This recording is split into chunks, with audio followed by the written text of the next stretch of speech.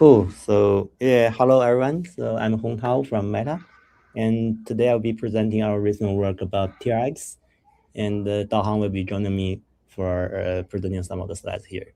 And yeah, so TLX stands for Triton Low-Level Language Extension, and it's a Triton-like programming model, but it removes a lot of hardware complexities that is needed to achieve the GPU peak performance, and it still preserves some of the freedom for performance-centric decisions like scheduling.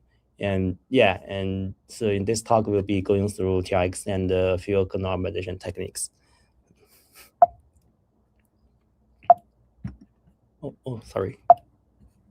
Oh, okay. So yeah, this is the outline today. And I'll start with a very quick intro about Triton's current programming model and how it adapts to modern GPU, and especially when work specialization and async pipelining are concerned.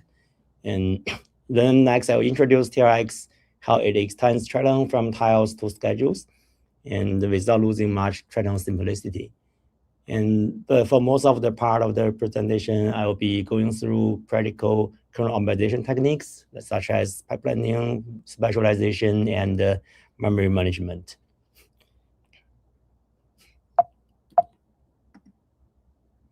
So yeah, Triton is built on a very strong idea that if you can specify your computation in terms of tiles, a lot of higher low-level complexities simply disappears.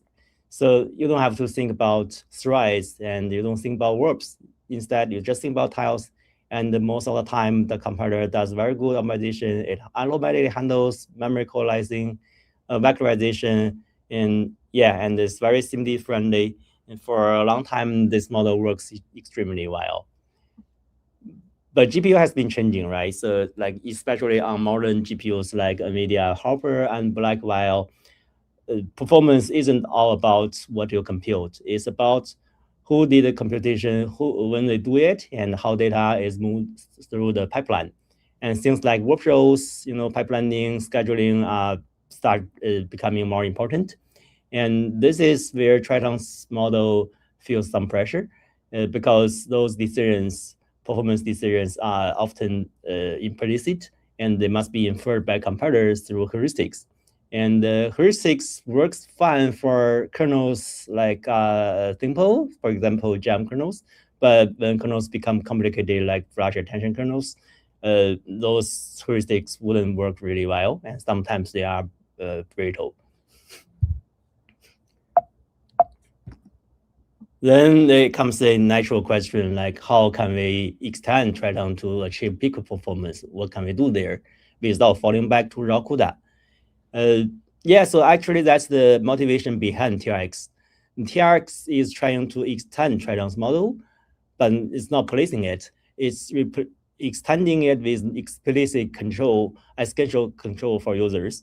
And like in Triton, you think about computation in tiles, right? What a computational tile does. But in TLX, in addition, you have to describe how the tiles are executed on GPUs. And things like workflows and specializations, right? They are kind of more explicit. And also you can do shared memory management. This is all not doable with Triton. But in the meantime, TLX is also very careful about what is not exposing to user. So you are still thinking in tiles, not threads. This is exactly the same model with Triton. And thread layout and thread mapping are kind of hidden. And you only need to manage synchronization between tiles, not threads. And it works. So in general, this tile-centric mental model doesn't change. What changes with TLX is you specify how tiles are executed, how they are controlled through the pipeline. So that's the main difference between Triton and TLX.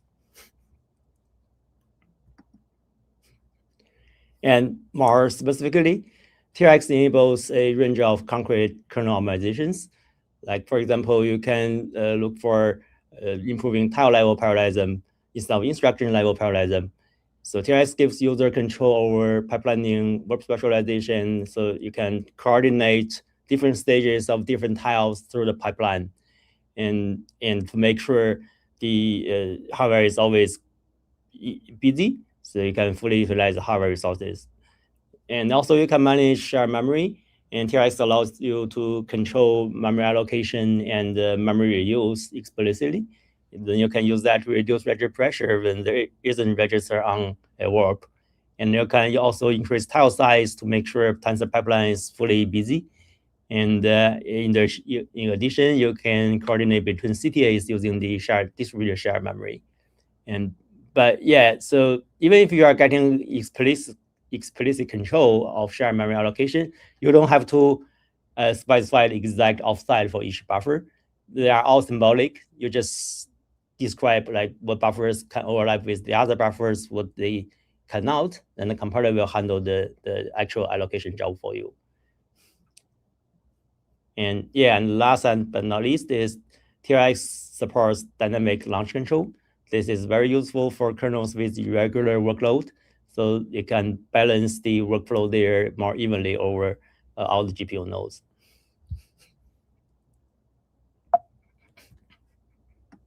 I had a couple of questions on the last slide. Sure. Actually, how do I get to last? Are you using the left and right key? I'm surprised I got this beeping. Yeah, works. Sorry. Okay. Yeah. So I think these seem a bit different. Like for instance, like here when you say something like increasing the tile size to improve tensor correlation, to me this seems kind of like more of like an auto-tuning layer on top of Triton, right?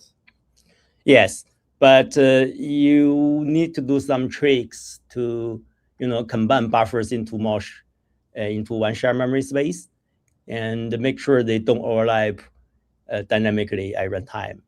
So although like it's not like static lifetime you do with stack allocation, this is like from iterations to iterations, you're gonna make sure you have the red barrier set up so that they can share the same buffer to increase tile size. Otherwise, the tile size wouldn't be very high. Yeah, and so then in this specific case, like to make this decision of like putting stuff in the same buffer, is this like a user decision or is this like a compiler decision? It is a user decision. User decision, I see. Yeah, and it's very common, like in flash attention, you have like 2 dots of max there. So without this overlapping, you have to do very small tile size there. I see. And so then here again, and then with things like warp specialization, like presumably you create tiles, but then you also have like ways of passing to the tile basically its job. Like for instance, is it like a consumer or producer? So you pass it like an ID of which group it belongs to, for instance. Exactly. So we'll have a real example later. Yeah. I see. So like, I mean, when you say it's like tile based, like you never mean that like there's some thread based concepts that like trickle in. It's basically fully extending the okay, I see. Yeah, threads are hidden. You don't have to describe what thread owns what part of the tile. You just describe on tile level how many tiles are actively running in parallel in your pipeline. How do they coordinate? Like a producer handles one tile and consumer handles another tile, so they don't have to wait each other. But you need to set up barrier for that. So it's basically you coordinate tiles like through the pipeline. I see. Maybe I'll save. I suspect you'll answer this question later, so feel free to defer it. Sure. And so then in this case, do you like just like basically, how do you go about like changing Triton without like breaking it in unexpected ways? Like, are you just like adding new APIs and making sure they compose well? Does Triton already have like good extension systems that you were leveraging? Because this seems like a bit like, like difficult for me to imagine how it would work with the whole system. Yeah, that's a very good question. So Triton has very solid foundation, and its TTIR and which lowers into PDX explores all PDX aspects. So all the performance issues areas there are explored. So we just need to organize them to the user and do not expose too much details. For example, we expose some primitives intrinsics, but we do not expose how you manage layout. Like how do you specify which threads owns which part of tensor and how shared memory are swazzled. These are all hidden from user. From user point of view, you just like programming with CPU, and each tile is going to be one CPU thread, and you don't care about like 32 threads inside one tile, like what do they do exactly. Okay, let me know, because this is like maybe another big question, so feel free to defer this to the end. So then, yeah, I'll walk you through. Go ahead. You maybe keep going. I'll ask you one more question later. Sure. Yeah, I'll walk through an example and show how the API works there. So yeah, those are like some numbers we got from our recent TLX kernel. So by leveraging those previous discussed techniques, now we are getting very good performance. And this is a Gemm performance, BF16 Gemm compared to cuBLAS. And we are like in general has very small perf gap, and we are still improving the shapes. And like for example, like for some of shapes we really care about, we are actually beating cuBLAS a little bit. But this is just like the ultimate goal may not be to replace cuBLAS completely. It's just like we are providing a composable way for users to write their kernel. And whenever user wants to inject their own logics into a standard kernel, they got a way to compose it. And this is also very useful when you're writing like fused kernel, mega fusion kernels, right? We're actually integrating this TLX Gemm kernel as a template into torch inductor so that to enable the more kernel fusion. Like for now, if you just use cuBLAS kernel in the induction ecosystem inductor there, so you don't have a way to fuse subsequent element-wise kernels into cuBLAS because it's already highly tuned library. But yeah, this is just providing some ways to get to peak performance. And for example, this is Addmm kernel is a good example there. And we are fusing some addition of matrix into the Gemm kernel. And this is not just a purely ordinary addition. We have some bias quantization there, which makes the existing library code not really available. And those for kernels we care about in production, we actually get really good performance. And yeah, we are now good everywhere, but this just needs tuning work. So our engineers are actually working on per shape. Oh, how come the baseline here is 810, not Triton in this case? So because the inductor is using 810, so if you just write Addmm. I see. Okay, sure. Yeah. It's going to be two kernels, one 810 kernel, one inductor generated small kernel. I see. It's a stronger baseline, is what you're saying. But yeah, it makes sense. Yeah, this is so far the most strong baseline. So if you use Triton kernel, the Gemm kernel itself isn't really performing, so you wouldn't get this very good performance here. And yeah, this is for group Gemm. So we have different versions of group Gemm, forward propagation, backwards thing, and it's not so the existing library code is not really useful, straightforward. And we wrote our own kernel based on TLX. We do fancy techniques there, and also compared to baseline, which is going to be like a few kernels composed. And yeah, and you see we are actually for those shapes, that's our production shapes, we are really interested there, and we spend a lot of efforts to tune this, and it's also getting really good performance. And yeah, we also worked on a high performance flash attention kernel with TLX. And the baseline here is FA4, which is the best performing state-of-art kernel. For large computation shapes, we are still having some gap, but this is despite the algorithm change. There's a rescaling change. There's a approximate ESP change there we haven't applied because of numeric issues. But we are really getting really good in the rest of areas, like regarding compiler pipelines and work specializations. And yeah, for small shapes, we actually have an advantage there. We are still improving this. And similar for the backward kernel, flash attention backward kernel. So we are in general having maybe 5 to 10% perf gap for more compute bound shapes.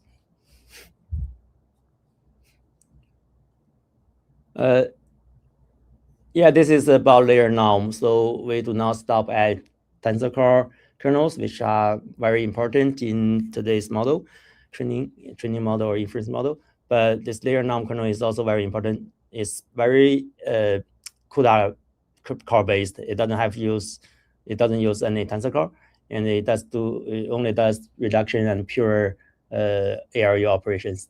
And Yeah, so we are choosing Quake as a baseline. Quake has really good performance there, and we are implementing similar techniques with Quake and actually getting a better performance. And PD2 will be a decent baseline. So if you use PyTorch inductor, you're going to use this PD2 kernels generated by the inductor. So we'll be going through this kernel as an example case study and show how TLX can help you optimize like over the baseline. And similarly for backward kernel, we're also getting really good performance, but we haven't found any industry standard backward kernel like Quake there, so we are using the PD2 as baseline. But yeah, but no matter what you use as baseline, so TLX just provides you a way to get there, like to utilize all NVIDIA's hardware features. And yeah, so for the rest of the presentation, I will be going through two case studies, one Layernorm forward and one Gemm. Those are relatively simple kernels, and a lot of techniques used here will be pretty general for other kernels. And flash attention is the most complex kernels, and I'm afraid we don't have time to cover that. But yeah, again, these techniques are very common, so yeah.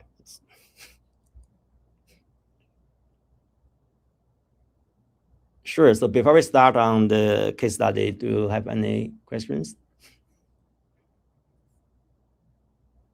Okay. So, maybe like I know that maybe let's go to the past slide. This one?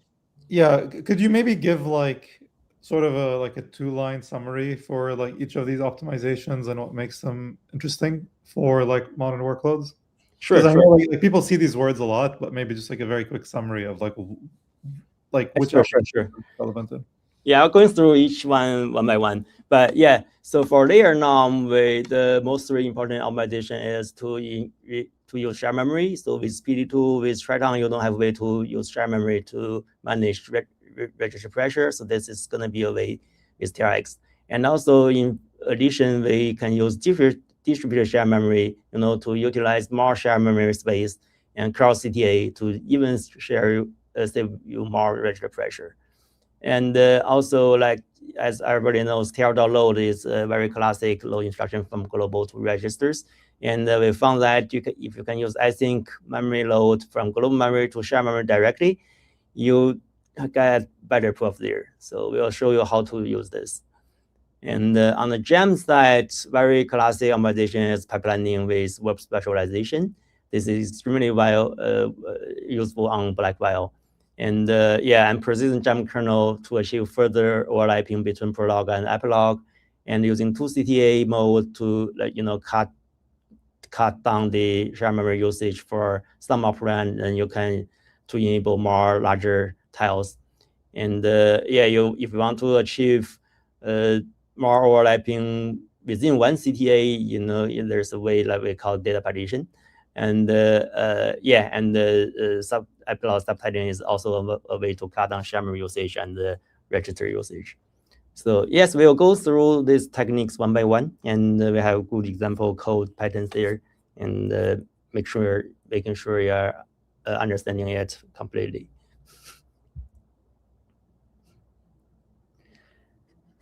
So yeah, let's start on Layernorm kernel. And Layernorm is very fundamental operator in AI model. And the high-level operator in Torch corresponds to this one. So, but basically it does a few of my computations like this. So first it computes the mean number using a reduction operation and for the input. And next, the input will be used again for compute another variance. This is also a reduction operation. And then you got to compute the standard deviation. So this is a point-wise, element-wise operation. And then finally, you do this normalization and output the elements to another tensor. So how would you write a Triton kernel for that? Or if you just write a inductor PyTorch code, Python code, the inductor will generate Triton kernel like this. So it consists of 3 steps. The first step is more or less like with the mathematics formula is compute the mean number. So you actually use one loop to iterate all the inputs and compute the mean number here. And why you use a loop? Because like if the you are computing n by n tensor and reducing it to n by 1, if the n dimension is really large, you don't have enough registers to store the whole input of like even if just for one row, 1 by n size, right? If n is really large, you run out of register resources. One CTA or one SM can only have like 65K registers. So if your n each register has 4 bytes. If your n is larger than 65K, or even it's like 32K, you're gonna have other register usage in your kernel, and it wouldn't fit. So you would typically do it block by block. Say like block size can be 512 to 56, and it's tuned. And here now you load the input block by block, and for each block you compute the partial sum. Then you reduce them into 1. So after the first loop, you got the full reduction mean number out of the 1 row. And then next time you are computing the variance, right? And the variance is also a similar reduction operations, but work on different element value. Then because your row is too big, cannot fit in all registers, you have to reload them from scratch. Although this can hit, be hit in L2 cache, but still you have to like execute this instruction, reload X again, and block by block compute another reduction value and the standard deviation after that. And then the second step is done. And the last step is you are doing normalization with bias. So because you need to use X, so you load X again, same pattern with the loop, right? So then you load balance and you load weight and the bias, and you compute the normalization and start it out. So yeah, so it's very clear, it's simple structure. It's just like you have to reload data every time. And you can see the problem here, right? So you load X 3 times, and you don't have a way to buffer them. You rely on the L2 cache to buffer them, but L2 cache latency is not minimal. And so then we can think about like how can you further optimize that. So the GPU comes with the shared memory, and it's never used in this pattern. And because Triton doesn't provide a way for you to do that, and the compiler today is struggling to like making the heuristic well, so it's still kind of heuristic based. The compiler wouldn't do a lot of aggressive optimizations for that, and so with TLX you can explicitly manage shared memory, and you can. So we have 3 optimizations here. Like you can use first if your current SM is too small, and even with its shared memory, it might not be big enough. The shared memory on one CTA is about 20K-ish. So if your row is 65K and each input is 4 bytes, you are going to use the full shared memory, right? So this is also, but for bigger shapes, it's even challenging. And then we have a way to utilize multiple CTAs, and each CTA has 200K shared memory. You can distribute the work among all CTAs in a cluster, and so you can have 4 times or 8 times more shared memory for the input. And also, like once the data is loaded in shared memory, you can redirect it into different usage of X there. So you don't have to reload X from L2. You can just reload it from shared memory to registers. And that the latency between shared memory to registers is really, really small. And yeah, compared to L2 cache. And then the last omission is, so instead of loading from global memory into registers and store into shared memory and use it forever, you can directly do global to shared memory load with this copy async instruction on both Hopper and Blackwell.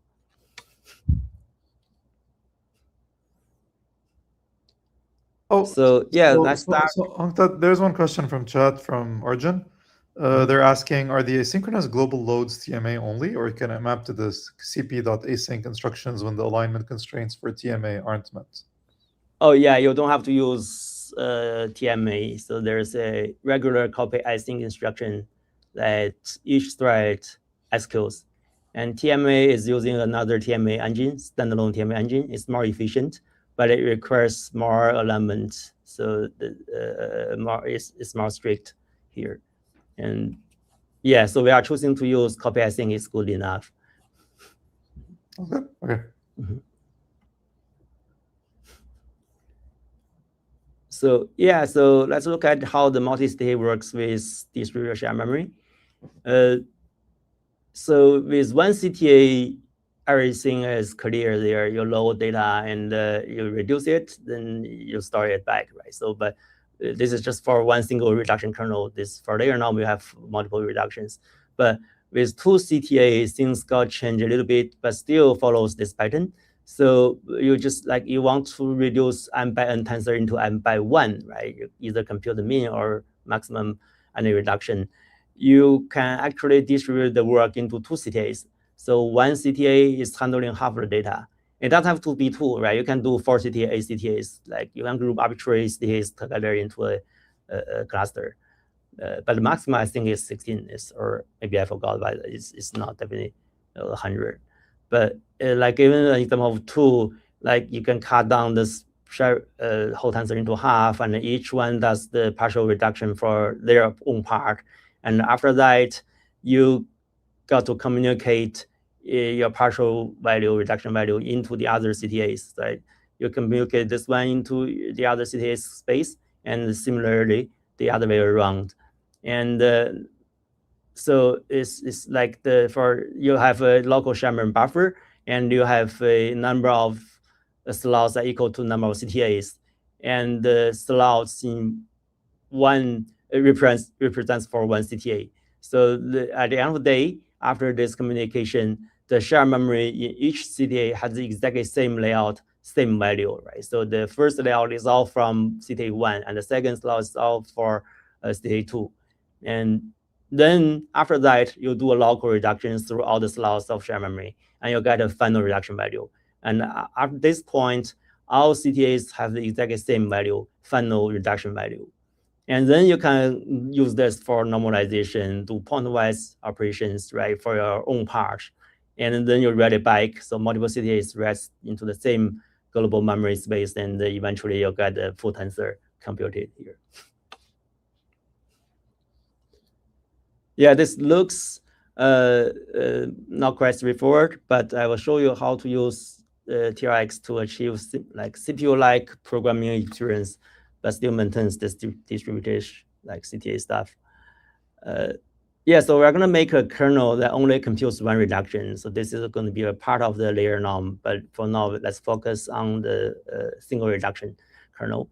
And so things doesn't change a lot with Triton. So with TLX, you still specify grid, right? So you specify, say, like if your one CTA wants to compute a number of rows, block M, you are gonna divide this space into by rows, right? Into M by M block number of CTAs clusters, and inside each cluster, you have number of CTAs to co-compute a column, a row.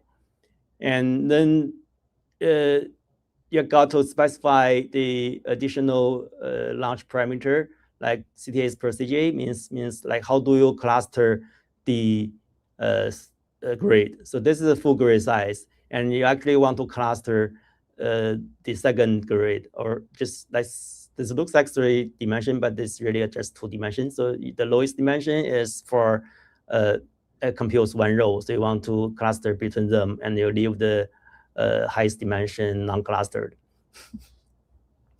And so you are making kernel that's going to be executed by multiple CTAs in one cluster. So each cluster, each CTA in the cluster is going to load its portion of the data. This will be M by 2, M by 4, depends on the cluster size.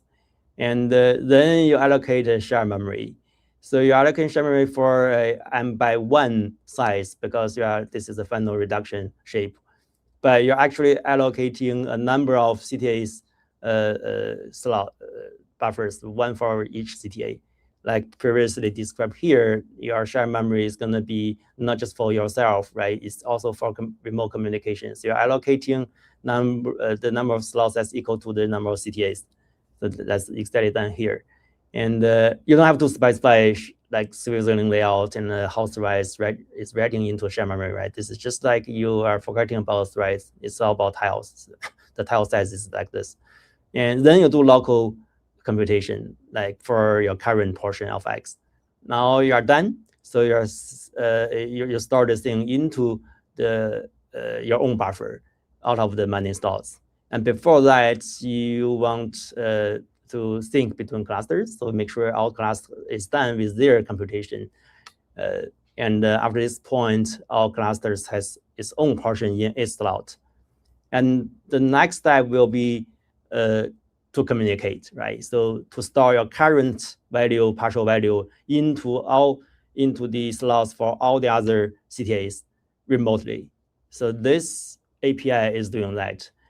So you're like the source will be a local sum, and the destination will be a remote CTA. And you don't need to store to yourself because you're already storing here, right?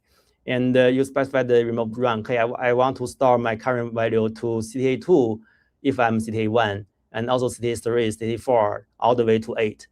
And there you need to make sure you need a mechanism to make sure this completes. So this is based on the barrier.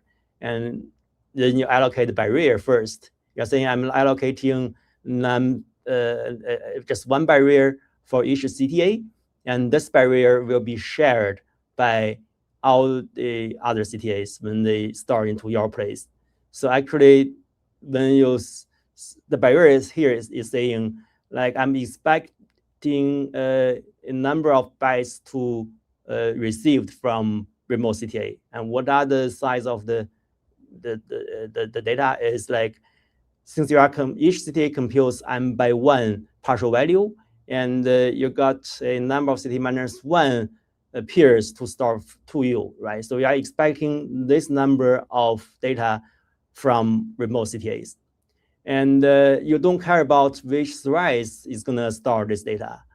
And in reality, so after reduction, so all threads, say if you have 32 threads in one CTA, and they may own redundant data. They may own the same reduction data, but you don't worry about which thread needs to store, actually making the store.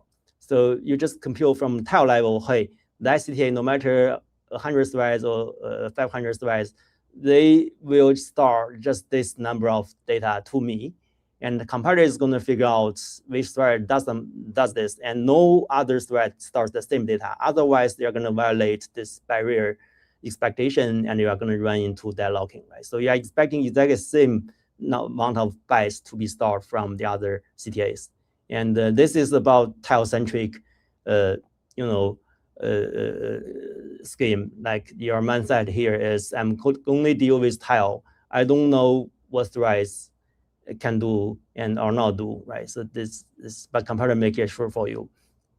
And so yeah, after this step, and when all the other CTAs completes the storing, your barrier is gonna have the exact byte set up, and then you can check here, like if I'm receiving enough data, this is because they are expecting this amount of data, so this wait will be blocked until all stores are done, until you are receiving this number of bytes, and this will be unblocked. And then that means you got the final value in all of your slots, right? And you go through all of your slots in shared memory, reduce them, and then this is the final value you got locally. And so, yeah, so I break it down to the instruction level, like how does the asynchronous remote shared memory store works. This actually corresponds to one PTX instruction, store reduce, or sorry, it's the async local store, I think. I forgot about the exact opcode, but this is how it works here. And yeah, so you start with very parallel one-man mapping structure for each CTA. So the CTA1 initially, so say you have 4 CTAs, and CTA1 initially has allocated 4 slots, and itself takes the first slots. and is barrier expecting 3 copies from other CTAs, but initially it has no copies, it's 0. And CTA2 similarly taking the second slot, CTA3 taking the third slot, and CTA4 the last slot, right? And after this async star, what you got is each CTA is transferring its data to all the slots correspondingly from other CTAs. And after the star, you got values from all the other CTAs into your current memory location.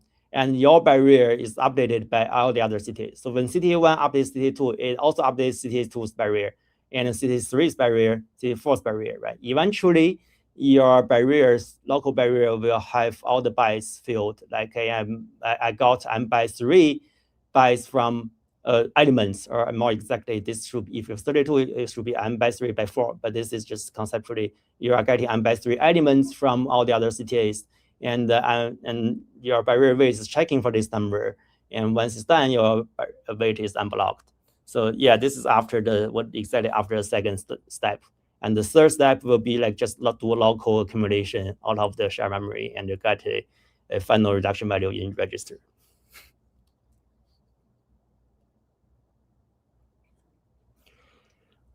So yeah, so that's just for a single reduction kernel. So for Layernorm, we will do this very straightforward way. Like I'm having 2 reductions. I'm calling the 2 reductions. I'm loading data once and use it for 2 reductions, right? And then I got the final value in registers, either min, var, and then you use them to do this again. Right?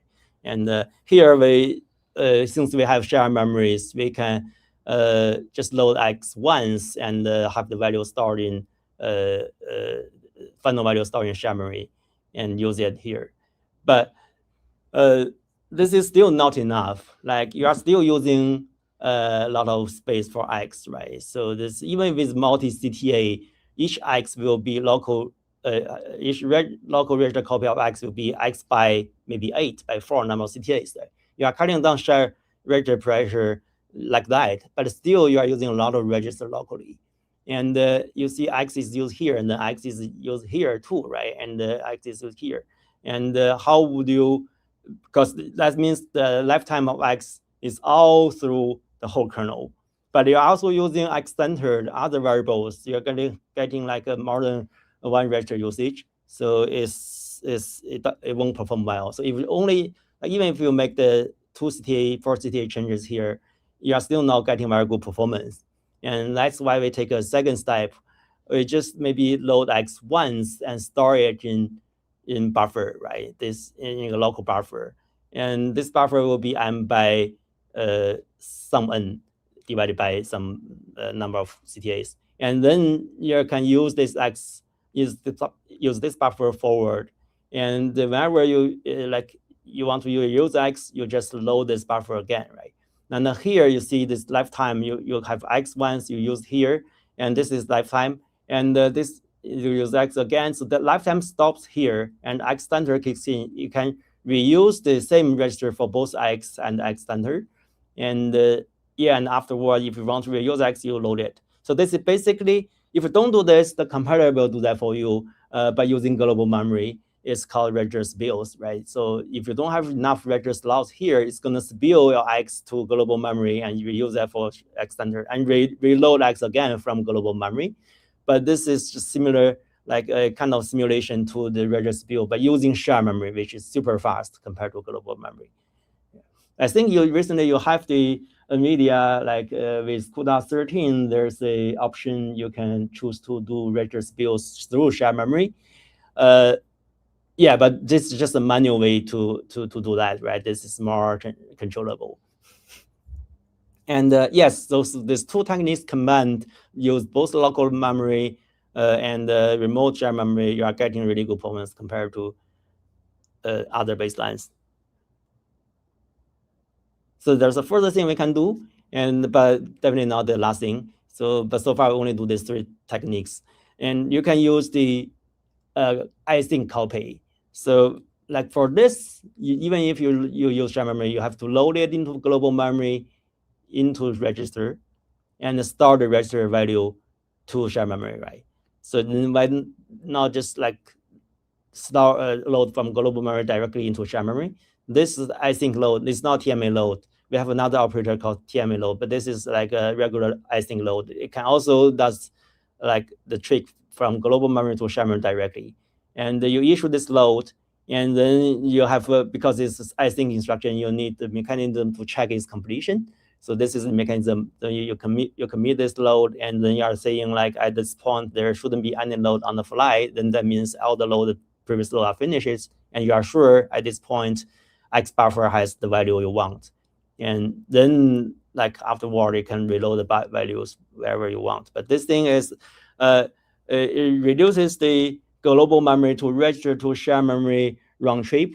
It also improves parallelism, because this is async instruction and this kernel is not persistent, which means like if you have many rows, you could have thousands of shared CTAs running on the grid. And when the first CTA is issuing an async load, it can leave the opportunity for the other CTAs to kick in. So it doesn't block anything else. But if you just use global load, it's going to block there, and all of this subsequent instruction is waiting for that, and the parallelism will be low. Yeah, so this is the final performance they are achieving. I think there are still ways to improve that. For example, like using partitioning kernel, so you can have a better control. You can do pipelining. You can have a loop iterating through multiple lines, multiple rows, and you can do pipelining prefetch for the second row when you are dealing with the first row, right? This is thing is we're gonna discuss for in our Gemm case study, but this is something we can also do. We actually did this trick in backward kernel. It gives even better performance. Yeah, so I think we are wrapping up the Addmm kernel optimization here, and going into the Gemm kernel. But let me know if you have any questions.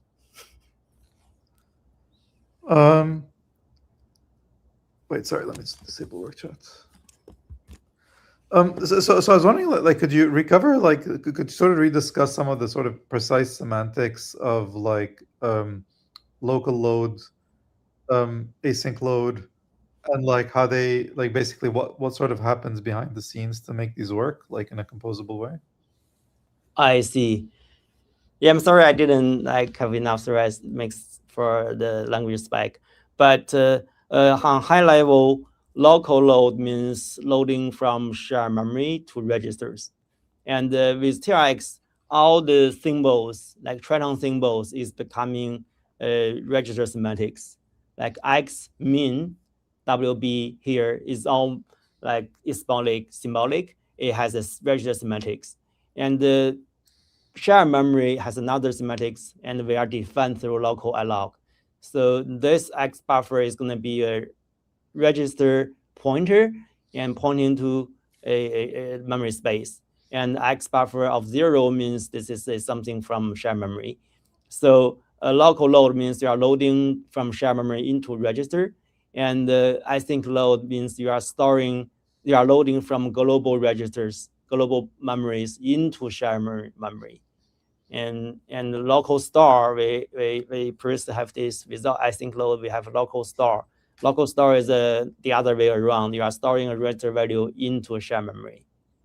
And yeah, so those are high level semantics, and the compiler computes the actual switching mode for the shared memory, and how each thread is gonna store its portion of data into shared memory.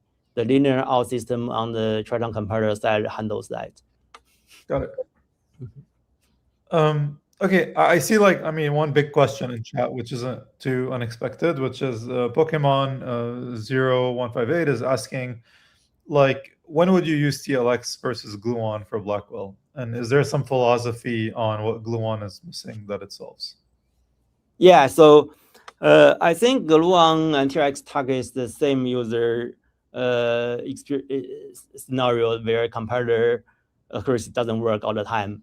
But TLX is abstracts more things away, so you don't have to manipulate shared memory space. And this could, in theory, lose some performance, as if you are good at, manipulating, tweaking the shared memory switching mode to minimize the bound conflicts, that gluon will be the good choice there. And TLX is tries to utilize compiler to does a little bit more heuristic to infer the shared memory switching mode for you. And for tensor core program, mostly this is hard requirement from the hardware. So the hardware tensor core expects a certain switching mode. Then even if it's gluon, you do not tweak that too much, so you don't have other choices. But for pure tensor CUDA core operations, you got to compute by yourself. Like how do you want to memory colorize memory? And yeah, that's a bit different. But for this for shared memory usage, for tensor core usage, I would say like TLX is getting really good peak performance without using this low level layout stuff. Related to this, like Pokemon again is also asking, so why was the Quack Layernorm slower for your examples? Is there something that it does not take into account that TLX does well? That's a good question. We never studied that too much, but I think all the techniques here is all originally from Quake, and we are just really implementing it with TLX. I don't know if the Quake compiler underlying it does something different from Triton, or maybe the way you program is a bit different. But so Triton has really good infrastructure. So far, we don't see any hard issue with compiler. So if the kernel doesn't perform well on the Quake side, maybe it's all about programming. And yeah. Yeah, and that's probably also true for TLX, right? Because like I think programming is just like a bit more complicated, it looks like, than Triton. And so often I would expect you don't know if like something might be slower because it's a user error versus like a compiler optimization. So it's a bit more subtle. Okay. Yeah. Cool. So we have a long journey to go. So for the Gemm kernel, yeah. So I'll be going through all the techniques we are using to achieve this state-of-the-art performance compared to kubelas. And Triton is using compiler does a lot of tricks too. And the baseline Triton kernel we are comparing against, which is already have a very good performance, but still maybe like say 10% below state-of-the-art. So that kernel is using R2 switching for R2 cache efficiency and TMA and persistent. And the compiler also does some very important optimizations, software pipelining or warp specialization. But I'll go through our TLX kernel and show what additional gaps the compiler is having and how you can close that gap. So with TLX kernel, we also do warp specialization. We also do persistent kernel, but we have 2-cta, which the compiler cannot do, and it's really hard to abstract like automatically. And we also enable this one for even fine-grained pipelining, and yeah, some other tricks that compiler doesn't do today. So I'll start with the baseline kernel and show you step by step how to optimize it. So this kernel is not a Triton kernel. It's not the best Triton kernel. It's just a very simple baseline kernel. And in this kernel, we have R2 cache switching. We don't have persistent. We just have a single for loop, but we have TMA, right? And we disable compiler optimizations just to show you like how what are the compiler optimizations are and how you can program with them. Yeah, so without any compiler optimizations, this performance is very low, right? This is expected. And let's see what can we do like as first step. So a very good techniques for optimizing tensor core kernels is the pipelining. So either through software pipelining like or prefetching, or through specialization. This one is more important on B200. On H100, like pipelining, software traditional loop-based pipelining works okay, but on B200 we need this. So without any pipelining, your program is linear, single warped, very straightforward way.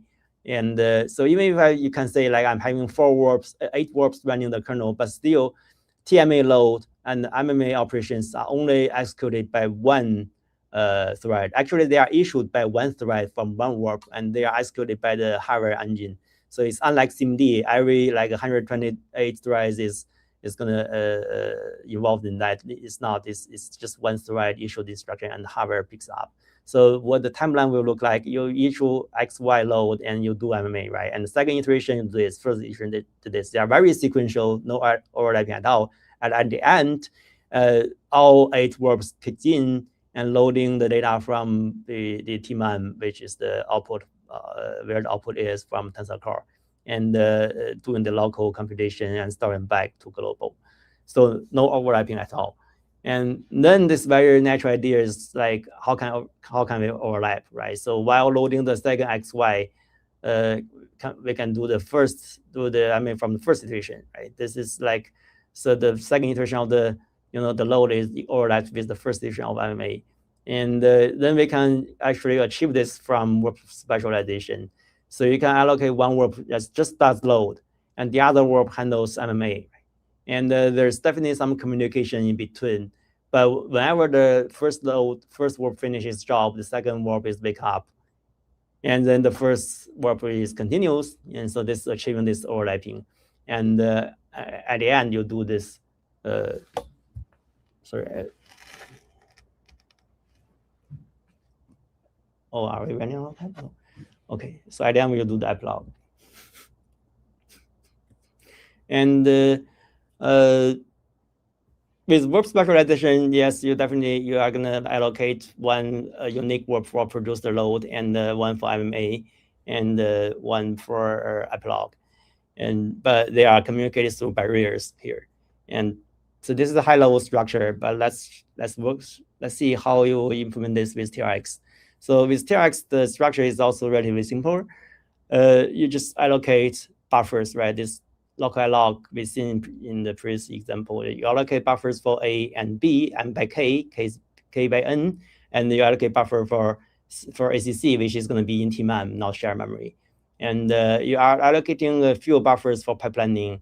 If you only use one buffer, there's no overlapping at all, right? So like we were showing, we are using 3 buffers there. So this is controllable, tunable. And then you allocate barriers for tiles. And this you need a double direction barrier. So this works in a way like a producer put data in A and B and signal the consumer. And then you start populating the next buffer. But once, say you have 3 buffers, once the third buffer is populated, it has to wait for the first buffer to be consumed before repopulating it. Otherwise, you got risk condition. And this barrier full is a signal between producer to consumer.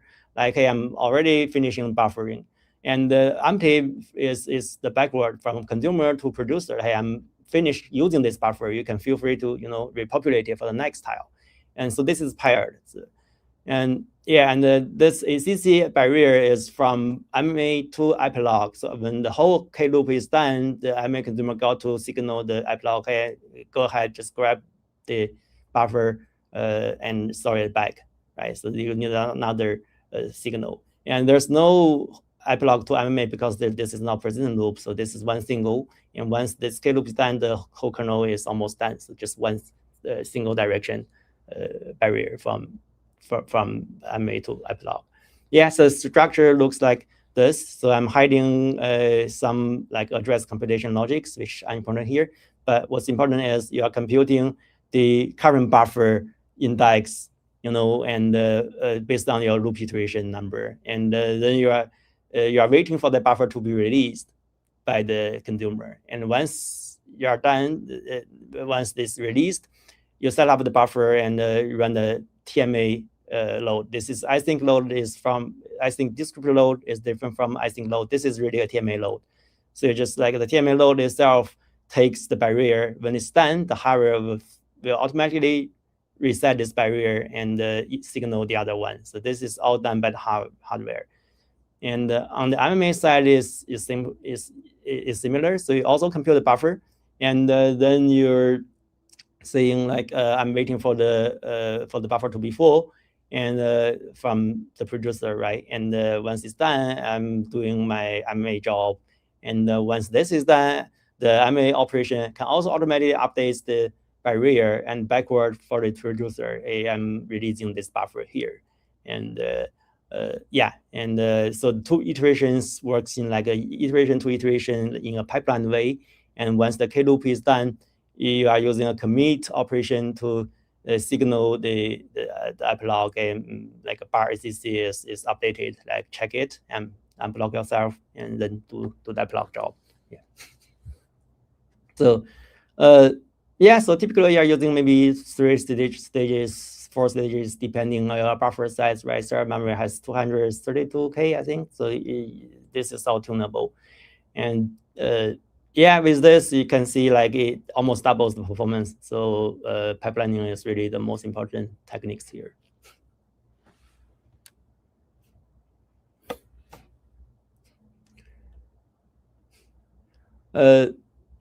Sure. So as you can, so we are doing a really good job here to pipeline overlap producer and consumer, but there's still something not overlapped is the epilogue, right? So from this picture, you see the epilogue, there's still no overlapping. So how can you close the perf gap furthermore?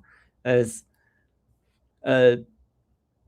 because the current model we are using is non-persistent, and if you are using a large tile size, your shared memory will be likely full, and you are hitting the hardware limit, which means there's no other threads can be scheduled. Thread occupancy will be low. So typically, even if you are having maybe thousands of SMs queued, but you due to this shared memory limitation, you can only have 1 CTAs running on one SM at one time, and then the first load, right, and the last star is gonna run standalone, no overlapping at all. So there's tensor bubble there if you look at the profile, and so yeah, so this is the exact same issue, like prolog and prolog is not overlapped, and the key idea here is using a persistent loop, like using only 1 CTA but handles multiple tiles, and then it will give you a better schedule. So this is illustrate this idea, like with 2 CTAs, right? This is the prolog, and this is the epilogue, and because you are taking all the SMs, you can only run it. No other CTAs can run in parallel with you, and so this tensor cloud here has bubble, right, from the last MMA for the first MMA of the second CTA. And sorry, let me find another room. Really sorry for this.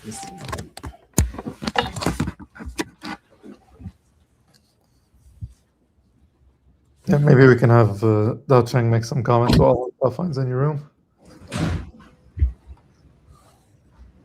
Yeah, I thought I booked a 2-hour room. It's going to be hard to find another 1-hour room in MPK, I feel.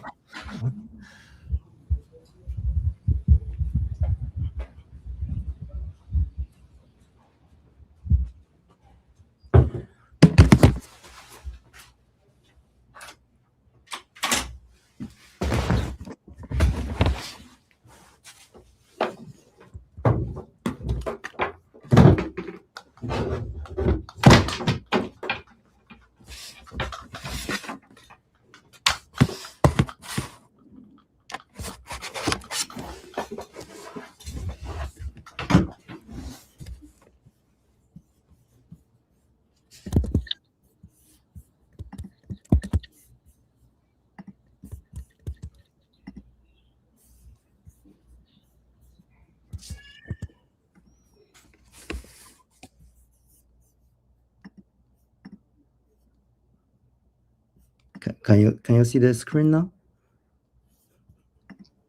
I just see your screen on top. Okay. Okay, now I don't see it anymore.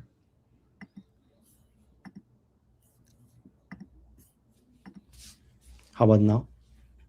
Yep, it's working fine. Okay, yeah, sorry about this. That's my fault. And yeah, so to close the tensor cloud bubbles here, you're gonna use a persistent loop that handles multiple tiles. So suppose this 3, like first tile includes 3 iterations. Now the second tile is also includes 3 iterations. Now you are connecting them together. You can use the single loop, outer loop, and iterate over all the inner loops And then when the first inner loop is done from the producer side, it can immediately starts the next iteration and loading the data for the next customers. And then here you're actually closing the gap. The tensor core will be fully connected, and the TMA is also fully connected. And the epilogue here is also overlapping with other like operations, right? So yeah, only the last epilogue and the first prologue is not overlapping. But if you have enough workers, enough tiles, so say if this SM handles like 1,000 of tiles, the steady state will be really, really long, and the epilogue and prologue is negligible. Yeah, so maybe Daohang can help present here about using CRC for persistent. Yeah, sure. So CRC short for cluster launch control. That is a Blackwell feature ideal for dynamic scheduling. It's powered by a PTX instructions called a try cancel and query cancel. We can issue an async request to fetch the CTA ID of those tiles which haven't started yet. With this feature, it allows us to launch a grid with as many thread blocks as needed while keeping good load balancing and dynamically adaptive to the real-time SM availability, which I will explain a little bit later. In TLX, we exposed the 3 CRC APIs. As you can see in this, the first one is the CRC create context, which is the green blocks. That's in the main warp group. It is used to allocating the shared memory for the M barriers and the CRC responses. Those objects will be needed later by the CRC producer and consumer APIs. Then in these diagrams, we have one CRC producer call in the green box, and we have 3 CRC consumer calls in all of them. So that's why when we create the CRC context, the second argument here represents for the number of consumers. CRC producers issues an async task to steal available workload, while CRC consumers will wait on some barriers. Once it arrives, it will decode the workload from the CRC response. Next page, please. Yeah. So this is a diagram showing a non-persistent approach. Well, each CTA is launched individually.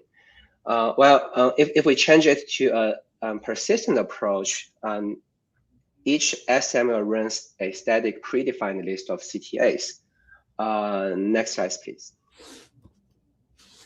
In CRC, a little bit different from the persistent approach. In CRC, every SM will dynamically fetch the next available CTA at real time. So that's the difference. In this case, once the SM0 finishes the first tile it works on, it can issue an instructions to fetch the number of available tile which hasn't started yet. In this case, it could be 200. Then it will get started right away without exiting and relaunching a new kernel. We can issue the similar things on every SM. So that's how we can achieve a dynamic scheduling by making good use of this PTX instructions behind CRC. Next slide, please. So this is a SM heat maps. You can see the y-axis represents from 0 to 144, which is the number of SM on a Blackwell GPU. The x-axis is the clock cycles.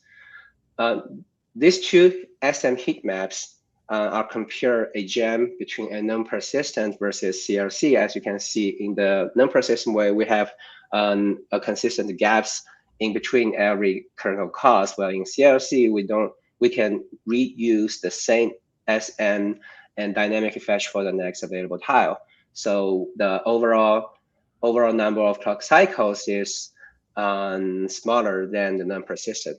This shows how we can achieve CRC to do a persistent way. Well, when we launch this when we launch the kernels, in a persistent work kernels, we need to cap the number of thread blocks into the available SM numbers, which is a static at the compile time.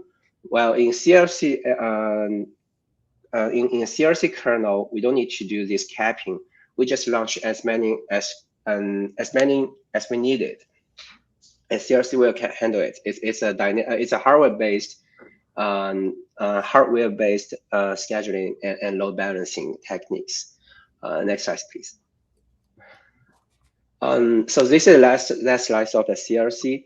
This is not Gemm, but this is but I want to use this to show how CRC could give us a good load balancing. It's from our one of our internal kernels where suffer some issue of loading balancing.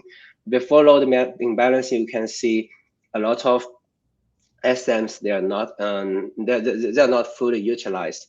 But with CRC, which is the right-hand side, we have a warp specialization, and it can achieve the ideal load balancing using this and hardware features. There's another good point about CRC is that, as I said, it's dynamically adaptive to the real-time SM availability, which means, for example, if in a real production workloads, like let's say 10 or 20 SMs are consumed by some other workloads, then those kind of SMs will be excluded from the CRC work stealing. And on the other side, if at some point there will be more SM become available, then those new available SM will be available for picking up workloads by CRC, so that we don't need to statically code how many SMs will be available at compile time. Everything is dynamic and real time, supported by hardware. Thanks, Daoheng. Thank you. So, any questions from the CRC part? I don't see any. We can keep going. Mm-hmm. Sure. And so, yeah, with persistent, we elevate the performance a little bit more. And now we'll see how much more opportunities we have here. And 2-cta is a very unique feature on NVIDIA GPU, especially on B200. So it gives you an opportunity to further increase tile size and or save shared memory buffer allocation. And what it does is here is like, instead of using 1-cta to compute MMA or 2-ctas to compute MMA without shared mode, without pair mode.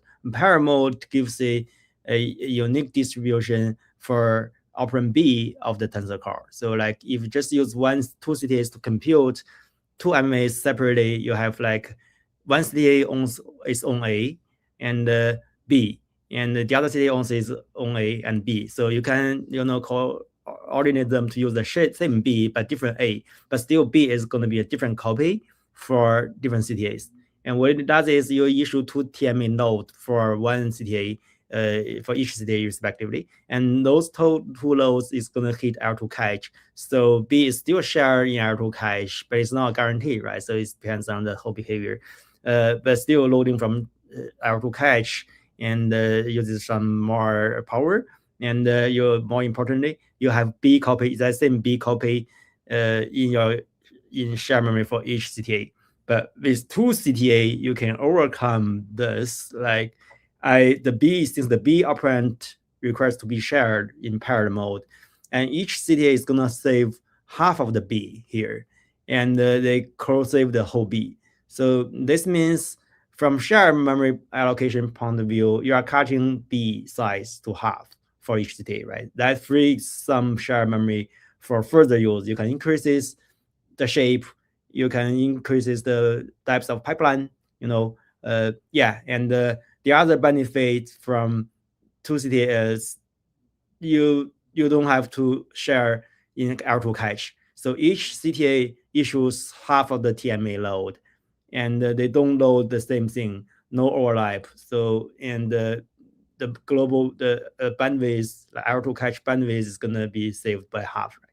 And what happens is we think this is also more related to discrete shared memory. The B is stored in discrete shared memory, and the tensor core has a mechanism to automatically access the peer shared memory from the peers. Instead of using a async remote store or async remote load, we use in the Layernorm case. So in this case, the memory instruction can automatically issue a load from the discrete shared memory. And at the end of the day, your output in TMAM has no change. Nothing is changed there. You still have its own data, full data in TMAM for each CTA and full data in ISM for A, but just B is cut in half. That's the only difference between CTA, one CTA and two CTA. So yeah, typically is like one CTA mode, even if you are using two CTAs, you can cluster them whenever you want, but they still do its own job. There's no connection between them. The only connection is from the L2 cache. So 0 CTA and 1 CTA are going to use different A for sure, and they can share B, right? And they do it separately. It's just like there are some hidden connection in L2 cache. The B is shared there. But in paired mode, they are more coupled. So they still have the exact same A for themselves, unrelated. But for B, 0 CTA owns like half of B, and 1 CTA owns another half, right? So they are cut in half. They are connecting in distributed shared memory. And from user point of view, you would need one additional barrier here to make sure they are synchronized, because CTA 0 is going to use data from CTA 1. So there is going to be a way to signal 0 that 1 is done, right? So we are exposing this for users. So from each CTA point of view, this is the only thing you added there. So CTA 1 arrives for CTA 0, CTA 0 is for 1, once blocked, and CTA 1, 0 issues MMA. This is another difference, so I forgot to call out previously. This CTA 1 doesn't need to issue MMA, so because it's coupled paired mode, only CTA 0 issues MMA, but it's still using CTA 1's tensor core to do it. So, but this what's fancy here is the single issued MMA operation can signal both CTAs. So the typically barrier weight operations can operate on remote barrier, but barrier weight can only wait on local barrier. So that's why we need this additional write pair here, because this CTA 1 can arrive at CTA 0. So but the CTA 0 cannot wait for CTA 1's barrier. So we need this. I'm not sure, but this will be great. This will be fixed by the next generation hardware. But if both arrive and the weight can be dual direction, it will be great. We don't need this pair anymore. But here, yes. So we are waiting for each barrier, each CTA waits for its own barrier, and the ML operation can update for both barriers. So there's no additional logic compared to one CTA. So when reflected in code, this is the only logic you are adding to your code. So the producer group, the epilogue group has no change. Only the MA group has some change here. It's just like the pair we outlined just now. Like if you are under a single pair CTA mode, the CTA 1 it needs to arrive for CTA 0's barrier. And if this is CTA 0, it doesn't do anything. It's a no op. And the CTA 0 needs to wait for 1, right? So it's yeah. So this CTA 1 doesn't need to do that. And yeah, and with this, we are actually, so all previous results were based on 108 by 108 size. Now with 2 CTAs, since B is cut in size, right? So you can enable like a bigger size, like 256, 108 by 256. And this is getting us really good performance win. So we are very close to cuBLAS at the moment. And so one downside for this is you are increasing the size, block size n. So from tensor core point of view, the bigger size is, the more iteration is, right? So because this is repeated problem that you load data and reuse it for all the subsequent computations. So if you can do a bigger tile, the data load will be saved. And Tensor Core in general has a warm-up phase. Like the Tensor Core typically can handle block M equals to 128, block N from 64 all the way up to 512. But block N equals to 64 and block N equal to 128 is not exactly propositional. So it doesn't mean like with N equals to 128 is double time of 64, right? You have some warm up overhead latency there. It's maybe 20%, 30% of the whole Tensor Core operations. So the bigger size you use, especially for N, the bigger benefit you get. And this enables you to do N equals 256, which is a plus. But the downside is the output ACC is going to be 108 by 256 shape, right? And the TMAM, there's a limitation on TMAM, which is only 108 by 512 columns. So when you are using 256 columns compared to 128 columns, you use more TMAM, which means your TMAM buffer will be limited, and you may not have more enough buffers for pipelining. So if you are using only one buffers or two buffers, right, compared to SM, you can use 3 buffers, 4 buffers. The pipeline depth is shallow, and then you don't have enough parallelism. And yeah, so actually, how we overcome this is we can use like what we want one CTA handle more tile and parallel between these two subtiles. So typically with 128 by 256 buffer, you can like support one tile, right? This is one single tile size. And this is where we already got with persistent kernel. And but if you further do additional tile within this one CTA, say like 256 by 256 tile, you can handle these two tiles separately and in parallel. And you are achieving something like this. So you can load for the first subtile and then do SMA, and load for the second subtile and do MA. And in that case, actually, because you are not having enough TMAM buffers, the epilogue is waiting for the MAs to be finished, right? And MMA is also waiting for the TMAM to be finished, like so that it can reuse the TMAM buffer for the next MMA. So there's a bubble here. Now with this double tiling, we call data partition, you actually can do ping pong between these two tiles, right? And as a result, the epilogue of the first tile can overlap with MMA of the second tile. And this further reduces the pipeline buffer and pipeline bubble, sorry.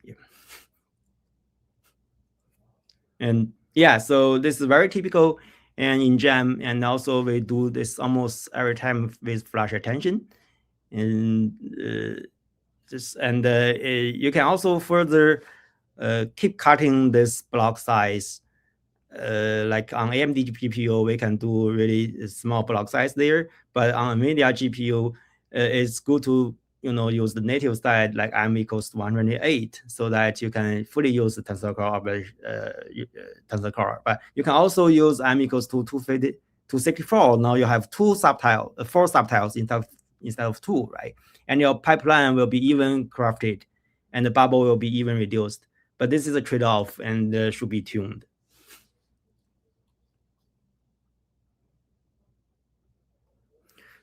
So what does code look like? It doesn't change too much with the subtiling or data partitioning. So your buffer will be allocated with a smaller shape and but more buffers. So you're gonna cut the M dimension into number of blocks, number of groups, can be 2, can be 4, right? And your buffer number will be doubled by that. And your barrier will be also prepared for separation. So you separate the buffers and you separate the barrier as well. in the producer, you just have a single loop. This is static range loop will be fully unrolled, and it's gonna load tile by tile, subtile by subtile for A. And there is a additional producer pipeline you can do, such as in this program, you can load the first subtile for A and then for B, and then for the next subtile. So because the first subtile doesn't need to wait for the data for the next subtile, right? So this is a little bit optimization here. We call it producer pipelining, and it doesn't include in this code. But what you do is typically you unroll this loop manually, and you put the first iteration there, and then you move the B load above, and then you think that the last few iterations down. So it's a trivial optimization there. And the MMA group is going to be changed similarly, and you still have a single for loop, over it. And but you want to signal the epilogue, so you have specifically check for the last iteration, and this is gonna signal the producer like B is done, because B is shared. Only if the last tile finishes, B can be released. So you have a special call. This is for last iteration. I'm gonna signal the producer B is also empty. Otherwise, I'm just signal my own producer like for A. And so every groups is being wrapped with a static loop for subtiles here.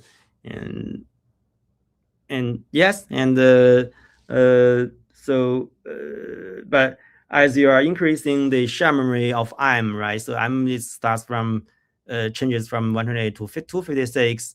Now you are reaching a share memory issue, right? So you fix the TMEM issue, but share memory is also limited. So how do you work out to have this enough share memory for bigger tiles?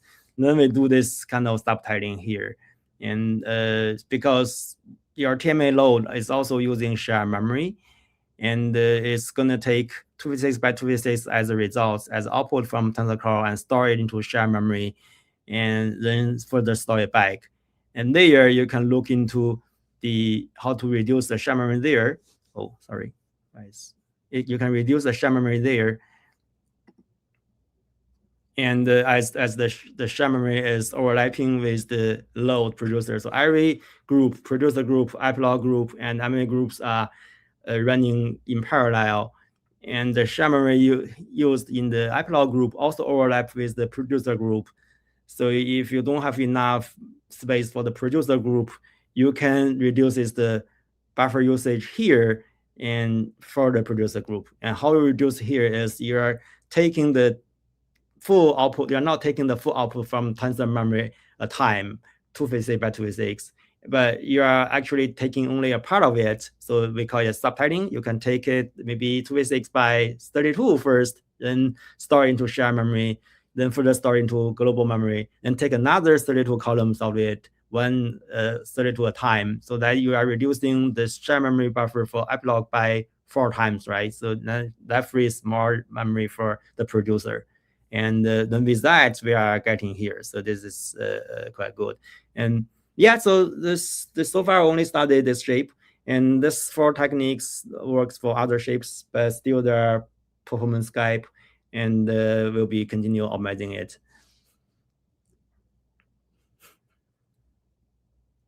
And all those techniques are tunable with TLX. You can specify the number of buffers, and whether you want to do subsilicing for epilogue, and how many MMA group you want, data partition, how many pockets of partition you want, do you want the 2-CTA, and whether persistent or not. It's all tunable. Sometimes non-persistent works well, so we make everything tunable here.